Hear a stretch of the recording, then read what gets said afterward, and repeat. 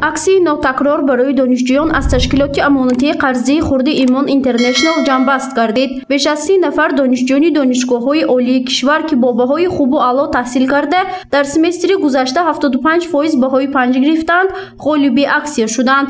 ҷамъбасти иқдом субҳи имрӯз санаи 18 март дар толори бинои асосии ташкилот бо иштироки як гурӯҳ донишҷӯён ва аъзои ҳакамон доир гардид. Айди таътил рақами S0092 шумораи мувофиқат 1 нафар шахси охироне ки соҳиби корти инфиродӣ аз тариқи ташкилоти амонатии қарзии хурди Имон Интернешнл гаштанд. ҷамъбасти аксии стипендия аз Имон тавассути барномаи рандом ки генератсияи рақамҳоро тасодуфӣ муайян мекунад гузаронида шуд. Дар аксия 10 адад кортҳои инфиродии тарроҳишуда, 5 адад гӯшмонакҳои бесим, 5 адад фитнес-трекерҳо ва 5 адад блокнотҳо бурд карда шуд.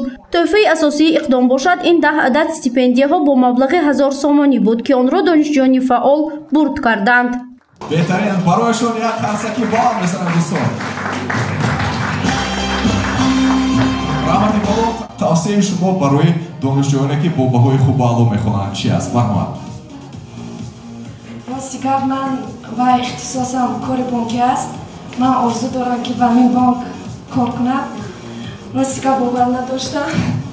раҳмат барои ин хел вай озмунҳо, ин хел вайҳоро ташкил кардан. раҳмат. аксия як моҳ аз санаи 1 то 28 феврал байни донишҷӯёни донишгоҳҳои олии кишвар гузаронида шуд.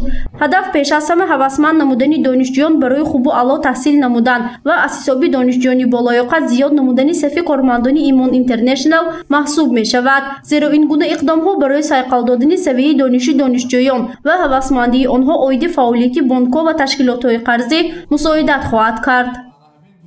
бо мақсади муаррифӣ намудани ташкилот дар байни ҷавонон, ҷалби мутахассисони ҷавон ва инчунин гузоштани саҳми худ дар хониши хубу аълои онҳо мо имрӯз ин аксияро роҳандозӣ намудем ва зиёда аз 30 адад тӯҳфаҳоро байни донишҷӯён тақсим кардем.